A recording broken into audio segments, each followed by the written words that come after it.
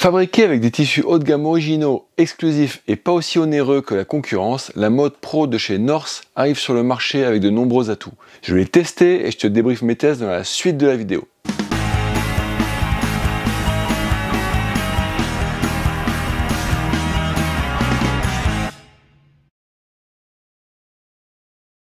Salut les copains et bienvenue sur la Water Sport Zone. Aujourd'hui on va parler matos et en particulier d'une wing originale de la marque North. Il faut savoir que North Sails est le leader mondial dans les voiles de bateau. America's Cup, Ultime, Vendée Globe, Ocean Race, ils sont partout avec la capacité rare de produire eux-mêmes des tissus. Je pense que c'est la seule marque de wing qui a cette capacité en interne dans son groupe.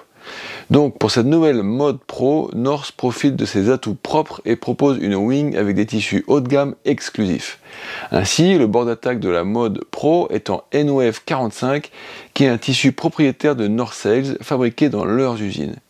L'an dernier, la mode utilisait déjà le tissu N-Wave, mais désormais le tissu a été amélioré avec une trame à 45 degrés supplémentaire pour encore plus de résistance mécanique. Le N-Wave 45 est un tissu léger à 105 grammes du mètre carré et très haut de gamme, comparable à l'Alula ou l'Ukipa, avec très peu d'allongement et une excellente durabilité. Au niveau du SPI, North a choisi le Matrix NHTRS, proche du SPI plus résistant 80 grammes, l'a utilisé chez Duotone parfois, et puis chez F1 aussi cette année sur la Swing. Ce tissu présente aussi une résistance à l'allongement entre 2,5 et 5 fois supérieure à un SPI classique selon l'angle de la traction. La mode pro, qui couvre un programme High Speed Performance, arbore un outline assez carré avec un aspect ratio plutôt ramassé. Au niveau envergure, on est à 290 cm pour cette 4.2. Elle propose une surface importante au niveau des oreilles également. Son profil propose un creux modéré qui semble super bien maîtrisé avec de belles tensions dans la wing dont le SPI est tendu comme un tambour. Les panneaux sont nombreux dans le corps de la wing avec une dominante de coupe verticale. La visibilité est assurée par de nombreuses mini-fenêtres. A noter la forme de la latte qui commence par ressortir avant de dessiner une ligne très droite malgré une légère et progressive réduction du diamètre en reculant. Sur cette latte, deux poignées rigides viennent s'ancrer avec les bons renforts. A noter que les poignées North sont un peu plus longues que la moyenne, on est sur 35 cm utiles. Au niveau du gonflage, recommandé à 8 PSI, la mode pro comporte deux valves complètes. Une sur la latte et une sur le bord d'attaque, mais aussi un tuyau de one pump avec bloqueur, si bien qu'on peut gonfler en une seule fois toute la wing, et aussi différencier la pression entre la latte et le bord d'attaque si on le souhaite. Au niveau du poids, la mode pro en 4.2 pèse 2,5 kg, ce qui est très honnête, surtout pour un modèle à poignée. Enfin, le sac a une seule bandoulière, est sympa et comporte un rail pour caler le foil sur l'épaule en marchant. Juste un petit mot sur les surfaces. Qu'est-ce qu'on a? On a 3.5, 4.2, 4.8, 5.5 et 6.8, donc un choix de surface assez épuré mais qui couvre quand même une large plage de vent. Au niveau du prix, on est sur un créneau haut de gamme, on ne pouvait pas s'attendre non plus à autre chose avec une marque comme North Sails, mais ça commence à 1349 € pour la 3.5 et la 4.2 testée à 1399. Voilà, on reste quand même loin des prix des ailes en Alula, malgré un tissu de bord d'attaque aux caractéristiques proches, donc ça c'est quand même plutôt une très bonne nouvelle. Si je passe maintenant au test sur l'eau, comme d'habitude, attaquons par les points forts. Puissante, la mode pro délivre d'entrée de jeu une grosse traction dans les bras. Dès qu'on prend la wing en main, ça rassure énormément car on sent bien et facilement comment trouver et exploiter la traction pour s'équilibrer, s'extraire de l'eau et initier le vol. Le pumping est naturel et ne présente pas de difficultés techniques, donc le départ en vol est rapide et efficace. L'envergure contenue de cette mode pro élimine quasiment le risque de frotter l'oreille dans l'eau au pumping. On dispose d'une propulsion constante pour obtenir des performances solides dès les bas régimes, naviguer vite, en particulier aux allures légèrement débridées autour du vent de travers. Dans ces cas de figure, la rigidité de la wing et la stabilité de profil, couplées à la puissance disponible dans la arrière, permettent d'accélérer en continu et à la guise du pilote, en fonction de ce qu'il veut border. Rigide et bien tenue par des matériaux haut de gamme sur la structure gonflable comme sur le SPI, la North n'est pas pour autant inconfortable. Le SPI est toujours bien tendu, il n'y a pas de flappement avec cette mode pro, même dans le haut de la page d'utilisation. Elle s'y tient d'ailleurs super bien puisque le profil est vraiment excellemment bien stabilisé. Après ça tire quand même pas mal, donc même si la North ne pose pas de problème de contrôle dans le haut de la page d'utilisation, sa limite se définira plus par rapport à la capacité du rider à gérer cette traction qui est quand même bien présente. Cette rigidité et cette puissance se mettent aussi à profit des sauts. Forcément, si on peut accélérer fort et trouver du répondant en face de nous avec une wing bien rigide, on peut cranter puissamment pour popper.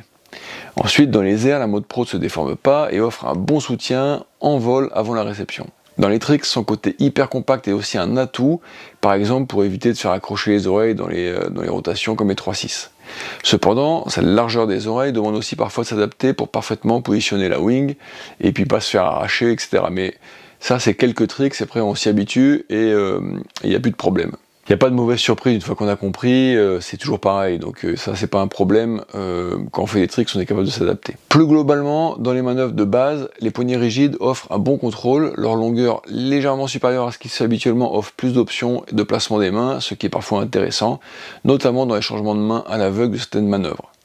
La bascule de la wing durant le virement de bord est assez naturelle également. Pour rester sur les poignets, moi j'ai bien aimé le petit diamètre des tubes, ça donne une impression de contrôle encore supérieure et on fatigue moins des bras. Au niveau des points faibles maintenant, la mode Pro est une très bonne aile avec un penchant performance, ce qui est très bien pour de nombreux profils, mais ça demande aussi quelques concessions.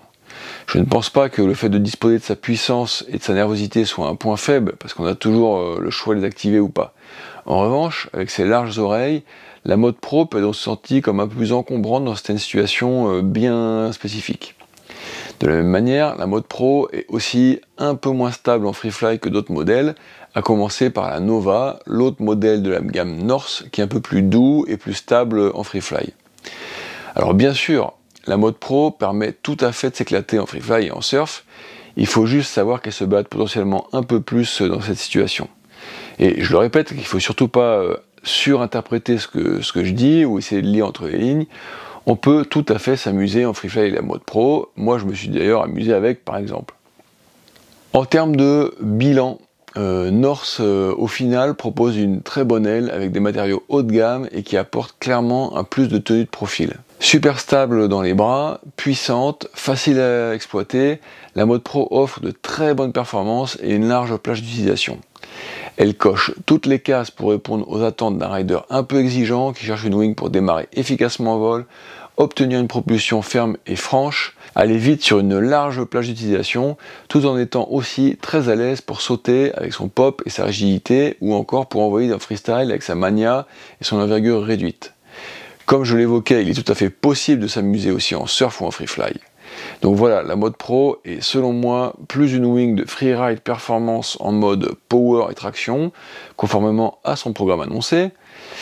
Pour le freefly et le surf, j'ai clairement préféré la Nova. On voit donc que les programmes de wing commencent à se dessiner, et au passage je trouve aussi intéressant l'apport de Norse avec son tissu de bande d'attaque alternatif à la Lula et à un prix un peu plus réaliste, même si on reste sur une gamme de prix quand même qui reste quand même haut de gamme.